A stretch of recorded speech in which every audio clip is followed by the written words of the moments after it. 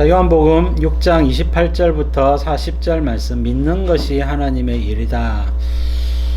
자, 우리가 구약 성경에 보면 요나서가 있습니다. 요나서 40일이 지나면 니느웨가 무너진다고 말씀을 전해라. 싫은데요 해가지고 하나님이 말씀하는데 선지자가 싫다 하고는 니느웨로 안 가고 정반대인 다시스로 갔습니다. 니느웨는 지금으로 치면 이라크 티그리스 강유역에 있는 이라크에 이제 티그리스 강과 유브라테스 강이 있는데요. 자, 이 두 강을 중심으로 메소포타미아 문명이 발달합니다. 노아와 노아의 자녀들이 이제 제일 처음 아라라산이 이제 이 강의 위쪽에 있거든요.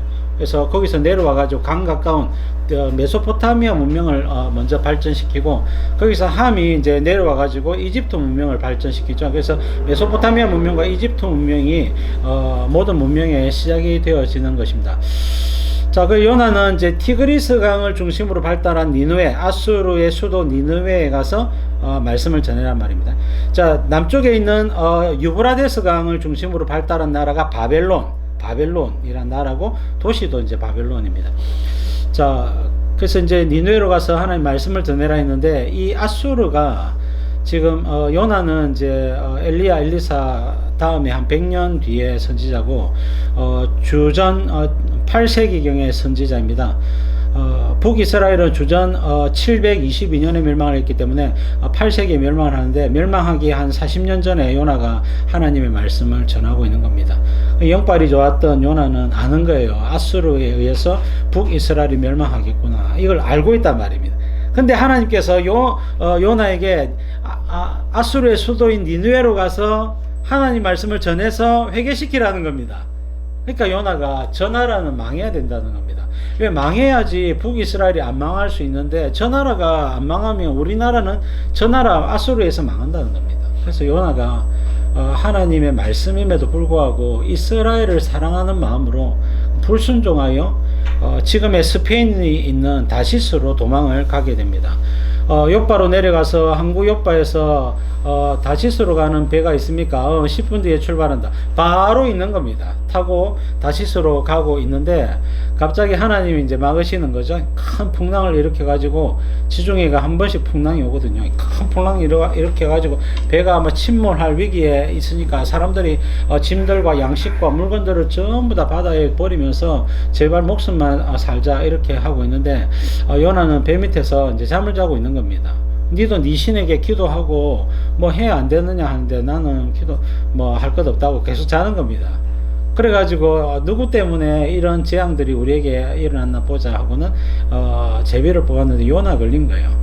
무슨 일이고 자초지종을 이야기해봐라. 사실은 내가 하나님의 말씀을 어기고 내가 다른 데로 도망가고 있다. 니 왜 그러냐? 너가 신이 너에게 말씀을 전했고 명령을 했는데 왜 그게 순종 안 하냐? 우리는 우리 신이 명령하면 다 순종한다. 세상 불신자에게 책망을 듣고 그럼 어떻게 하면 되겠느냐 하니까, 나를 바다에 던지라. 그러면 이 풍랑이 잔잔해질 거다.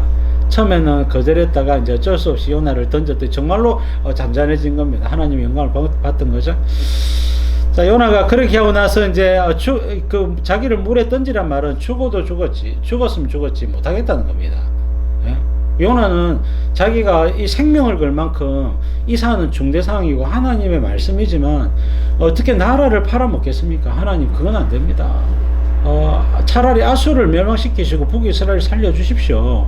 제가 북이스라엘의 선지자 아닙니까? 이렇게 이야기를 하는 겁니다.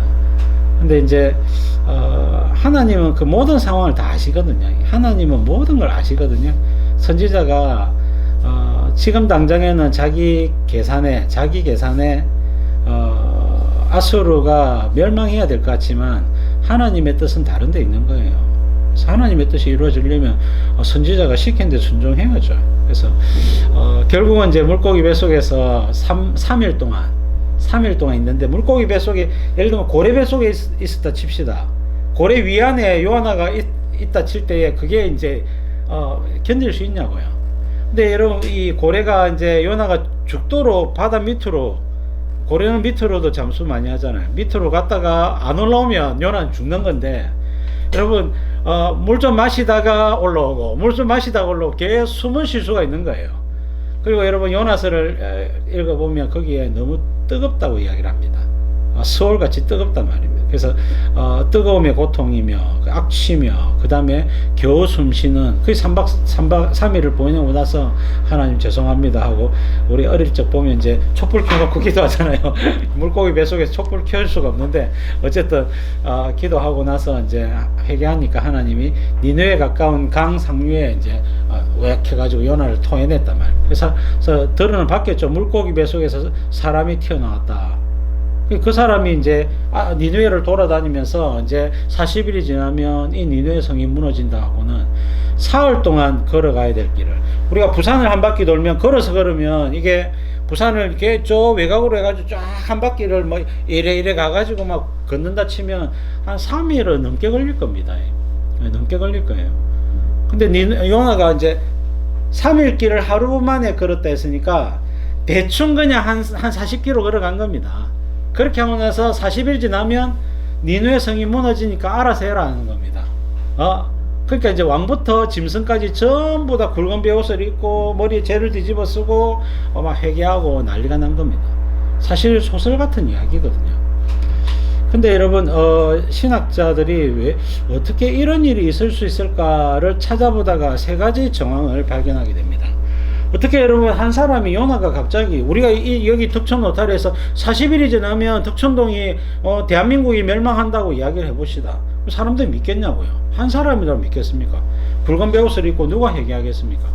근데 이제 요나의 말을 듣고 왕부터 짐승까지 전부 다 회개하고 있었단 말은 이미 하나님이 사전 작업을 다 해놨단 말이에요. 그 사전 작업이 뭐냐, 학자들이 찾다가 세 가지를 찾았어요. 첫 번째는요, 요나가 말씀을 전했던 그 시기에 계기일식이 있었습니다.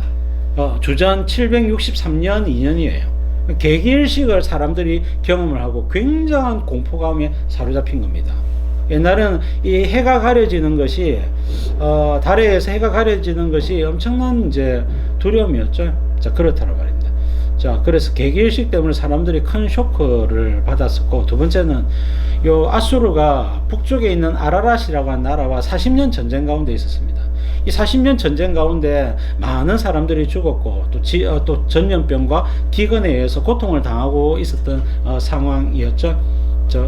그런 상황이었고, 그 다음에 지진도 있었나 한 가지 더 있었는데, 그 세 가지 사건에 의해서 그 사람들의 마음이 낮아져 있어서 우리나라 망하는 거 아니냐는 그런 흉흉한 소문이 떠돌 때에 물고기 뱃속에서 어떤 사람이 튀어나와 가지고 40일 지나면 나라가 망한다는 겁니다. 자, 그러니까 여러분, 이거는 신의 계시라고 여겼고 왕부터 짐승까지 굵은 베옷을 입고 회개기도 하게 된 겁니다. 그 모습을 보고 하나님이 불신자라도 저렇게 굵은 베옷을 입고 살려달라고 회개하니 용서해 주리라고는 하나님이 내리라고는 재앙을 내리지 않더란 말입니다. 요나가 씩씩거려 가지고 하나님이 이럴 줄 알았습니다 하면서 이제 요나가 과연 니느웨가 어떻게 되느냐 하면서 이제 산 위에 올라가지고 진짜 살펴보는 내용이 나오는데, 여러분, 요나의 입에서 나오는 하나님의 말씀을 니느웨 사람들이 믿었다는 겁니다. 어떤 이유에서든지 간에 믿었다는 거예요. 선지자의 말을, 저 사람 말이 맞다는 거예요. 그래서 요나의 말씀대로 하나님, 이름도 모르는 그 하나님을 향해서 기도하고 회개하고 잘못했습니다, 우리가 교만했습니다 하고는 사람들로부터 죄를 멀리하고 약한 자들을 이렇게 학대하지 말고 잘못을 회개하고 그 다음에 병든 자, 가난한 자 씻기고 닦이고 치료해 가지고 집으로 돌려보내고 이렇게 회개하는 삶을 살았더니 하나님께서 용서를 해 주시더라는 겁니다. 여러분, 요나 시대 니느웨 사람들이 해야 되는 가장 중요한 일은 뭡니까? 요나의 말을 믿는 겁니다. 자, 이런 믿는 것이 하나님 일이다 말이에요. 여러분, 믿음보다 큰 일이 없는 거예요. 우리는 뭔가 해야 된다 할 때에 이것도 하고 저것도 하고 뭐 청소도 하고 빨래도 하고 뭐 그 다음에 여러분 여러 가지 일들을 많이 해야 된다 생각하는데 사실은 그보다 훨씬 중요한 일이 있습니다. 그것은 잔잔히 예수님을 똑바로 믿는 거예요. 예수님을 똑바로 믿는 거다 말이에요. 예수님을 똑바로 믿으면, 잘 믿으면 어떤 일이 벌어지느냐, 예수님을 닮게 됩니다. 예수님의 말씀을 경청하게 됩니다.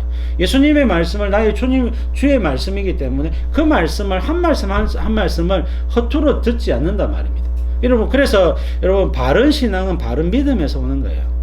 바른 믿음에서 온다면. 그래서 여러분, 다른 거 하려고 하지 말고 잘 믿으라는 거예요. 잘 믿어라. 믿기만 하면, 주님을 똑바로 믿기만 하면 예수님이 어떠한 분이신지, 저분이 왜 나를 위해서 십자가를 지셨는지, 예수님이 나를 위해서 하고자 하시는 일이 무엇인지를 정확하게 알면요, 인생 뒤집어져요. 완전히 여러분 달라지는 인생을 살 수밖에 없습니다. 그래서 오늘 말씀, 예수님이 누누이 강조하는 것은 믿는 것이 주의 일이라고 말씀을 하고 있는 것입니다.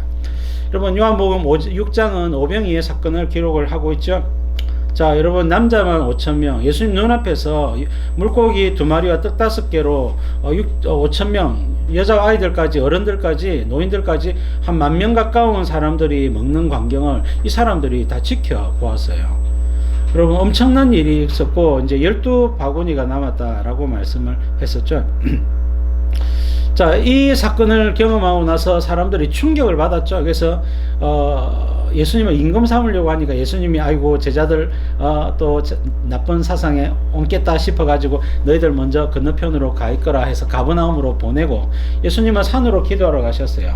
사람들이 우왕좌왕하면서 흩어졌죠. 그런 사이에 갈릴리 바다에는 풍랑이 몰아쳤고, 예수님은 밤에 기도를 한참 하고 나서 무리를 걸어서 제자들에게로 왔습니다.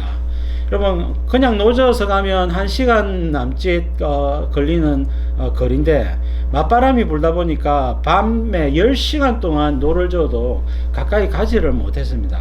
그래서 밤 사경에 했는데, 사경이 언제입니까? 사경이 3시부터 12시부터 3시인가?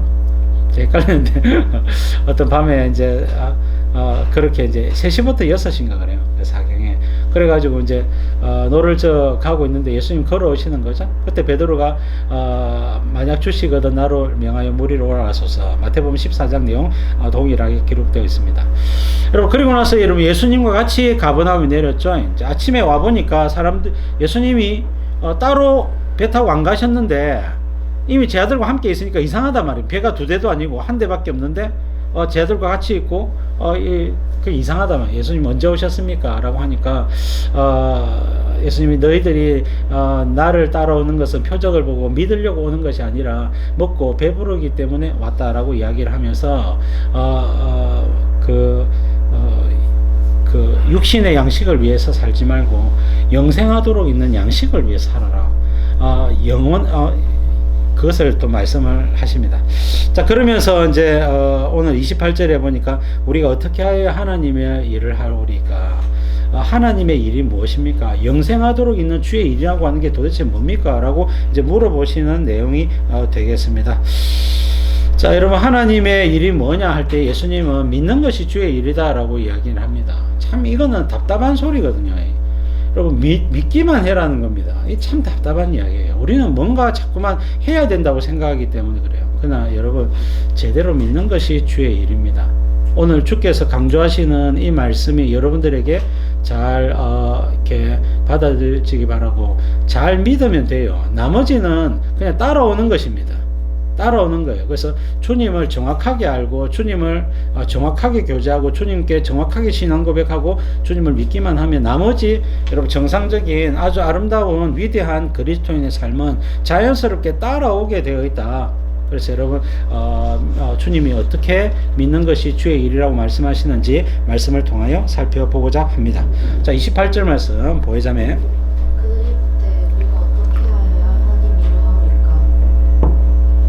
자, 27절에 썩을 양식을 위하여 일하지 말고 영색하도록 있는 양식을 위하여 하라.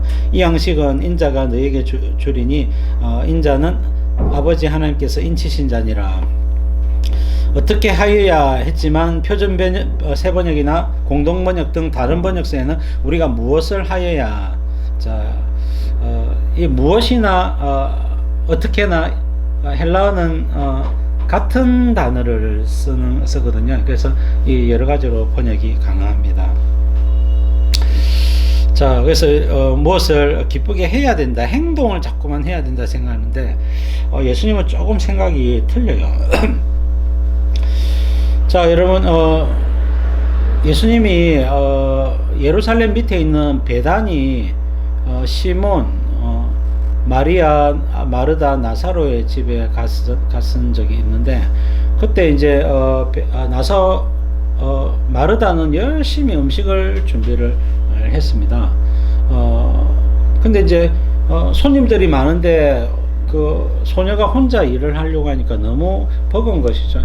근데 동생 마리아는 예수님 발치에서 가만히 말씀을 듣고 있는 예수님, 예수님 멋지다고, 예수님 말씀 너무 좋다고 이러고 있는 겁니다. 그러니까 예수님, 제가 이래 손이 바쁜데 동생에게 명해서 나를 좀 도와주게 해주십시오 할 때, 예수님은 그렇잖아요. 지금 사람들이 손님이 이래 많은데 한 명 더 가서 누군가 도와야 안 됩니까? 동생이 와서 도와주면 좋은데 동생이 철없이 말씀만 듣고 있다는 겁니다. 근데 예수님의 관점은 마르다야, 하나만 준비해도 괜찮고 만약에 네가 힘들거나 안 해도 괜찮다는 겁니다. 마리아는 좋은 편을 선택했으니 빼앗기지 아니하리라 그랬습니다. 예수님께는 지금 음식 한 점 더 먹는 것이 전혀 중요하지 않고요. 예수님의 이 말씀을 아주 귀담아 듣는 마리아가 너무 이쁘고 좋아 보이는 겁니다.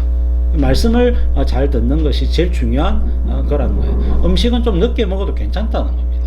늦게 먹어도 괜찮고 나중에 어떻게 하다가 뭐 손이 안 되면 제자들이 준비해도 괜찮다는 겁니다. 다른 방법들이 여러 가지가 있기 때문에 음식 문제로 말씀을 소홀히 할 건 아니라는 겁니다. 예수님의 관점을 우리가 잘 받아들여야 될 것입니다. 자, 마찬가지입니다. 자, 마태복음 19장에도 부자 청년이 내가 무엇을 하여야 영생을 얻으리까? 율법을 다 지켜라. 어렸을 때부터 다 지켰나이다. 내게 한 가지 부족한 것이 있으니 가진 것을 팔아 가난한 자들에게 나눠주고 너는 나를 따르라 그랬죠. 근데 이제 재물이 많은 고로 근심하여 돌아가니라. 믿었다는 흔적이 없습니다. 안 믿었단 말이죠. 자, 여러분, 주님께는요 언제든지 방법이 있어요. 항상 예수님께는 항상 방법이 있습니다. 근데 이 부자 청년은 뭘 생각하고 있습니까? 여러분, 내 전부를 파느냐 안 파느냐 딱 이 두 가지 생각밖에 없어요. 내 전부를 팔 거냐 말 거냐. 예수님 뭐라 했습니까? 네 전부를 팔아 가난한 자들에게 주고 너는 나를 따르라 그랬죠. 그러니까 여러분, 부자 청년은 이걸 다 어떻게 팔아? 여러분, 돈이 300억이 있다 칩시다. 300억을 어떻게 다 팔고 예수님 제자가 되냐고요? 하루아침에 빈털터리가 되냐고요? 그거는요, 예수님도 이거는 상당히 어렵다는 걸 잘 아십니다. 그럴 때 어떻게 하면 됩니까? 삭개오가 이렇게 이야기했죠. 예수님, 내 재산을 절반을 팔아 가난한 자들이 주겠으며 누구에게 사기를 쳤으면 내가 율법대로 4배로 갚겠습니다. 다 갚아도요, 삭개오는요 평생 먹고 남을 만한 재물을 다 가지고 있어요. 이렇게 팔고 절반 나눠주고 4배로 갚아도, 예를 들면 이제 삭개오가 돈이 많아가 한 50억 있다 칩시다. 절반 25억 나눠주고, 그 다음에 이제 다른 사람들 사기친 거 한 2, 3억, 5억 떼주고, 그래도 자기한테 20억 남아있다고요. 그러니까 평생 먹고 산단 말입니다. 여러분, 부자 청년도 마찬가지예요. 예수님, 제가 지금은 믿음이 없어서 이 말씀에 어떻게 순종해야 될지 모르겠습니다. 일단 10분의 1을 주께 드리겠고 가난한 자들에게 나눠주겠습니다. 그 다음에 어떻게 해야 되는지 제가 믿음이 자라가면서 차츰차츰 순종해 보도록 노력하겠습니다. 그럼 되는 겁니다. 예수님 믿음이 크다겠죠. 여러분, 그 정도 하면 되는 겁니다.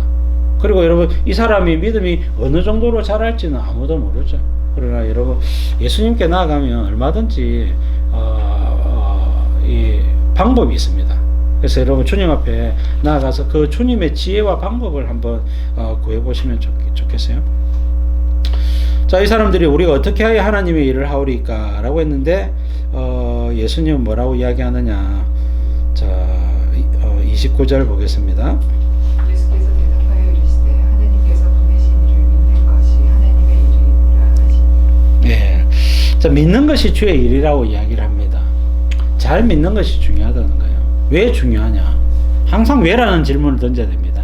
큐티 할 때나 말씀 묵상할 때나 어떤 하나님의 말씀을 생각할 때 왜라고 하는 질문을 던져야 되고, 왜라고 하는 질문이 익숙하지 않으신 분들은 그 답변을 찾기가 쉽지는 않습니다. 저는 평생이 왜라고 하는 질문을 던졌기 때문에 지금은 거의 다 찾은 상태예요.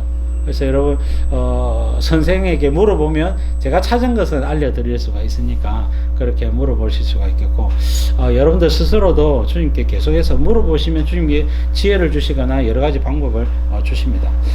그리고 하나님께서 보내신 일을 믿는 것이 왜 하나님의 일이냐? 첫 번째는 예수님을 믿으면 뭐가? 죄사함을 받습니다. 죄사함을 받는단 말은 하나님의 진노로부터 벗어난단 말입니다. 여러분, 하나님의 진노를 막아주시는 은혜가 이 믿음 안에 있는 거예요. 여러분, 죄사함이 있습니다.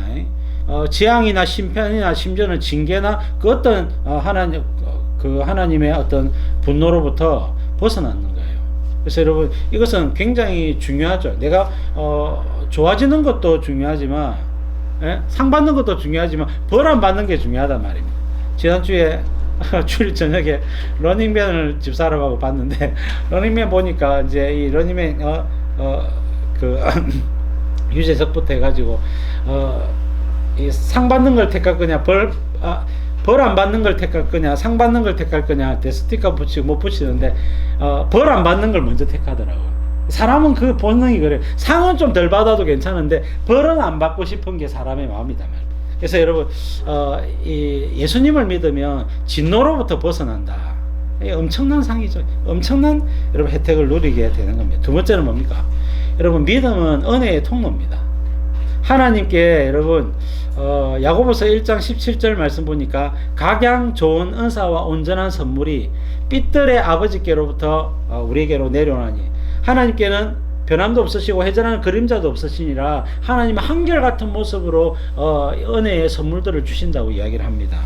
그래서 여러분, 근데 그 은혜를 누구를 통해 주느냐? 예수님의 이름을 통해서, 예수님을 믿는 믿음 안에서 이런 모든 선물들이 다 와요. 그러니까 믿음은 우리에게 벌을 안 받게 하고 상을 받게 하는 거예요. 은혜를 받게 한단 말이에요. 그래서 믿음은 굉장히 소중한 것입니다.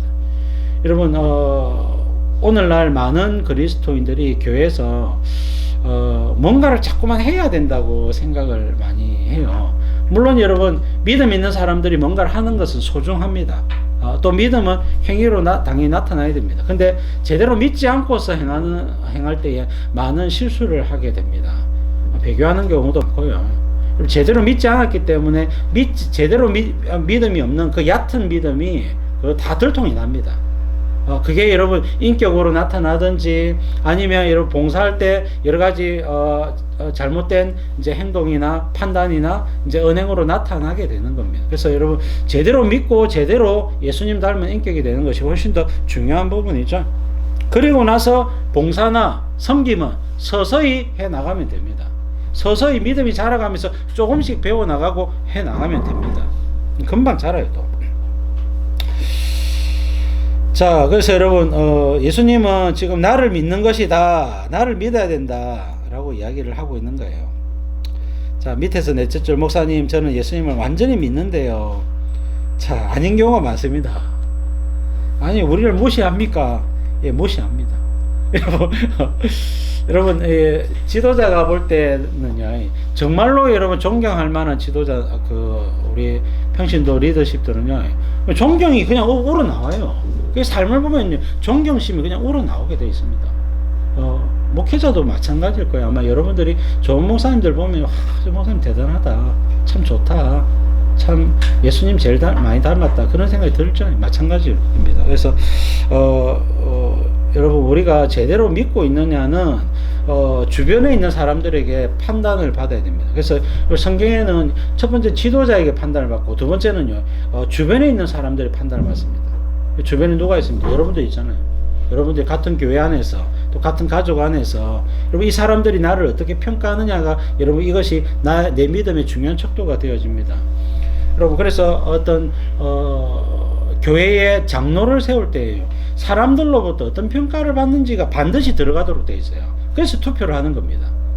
장로 투표하잖아요. 권사, 집사 투표하는데 성경 말씀에 여러분, 많은 사람들에게 좋은 평가를 받는 사람을 세우라고 바울이 이야기를 하고 있기 때문에 그래요. 그것은 그 사람의 믿음을, 각 사람 속에 있는 예수님 닮은 인격과 우리 안에 계시는 성령님이 주시는 감동하심과 그 영적인 영안을 통해서 이 사람의 믿음을 여러분 이해하게 되기 때문에 그렇습니다. 그래서 여러분, 다른 사람이 나를 참된 그리스도인으로 보느냐 안 보느냐 굉장히 중요한 척도입니다.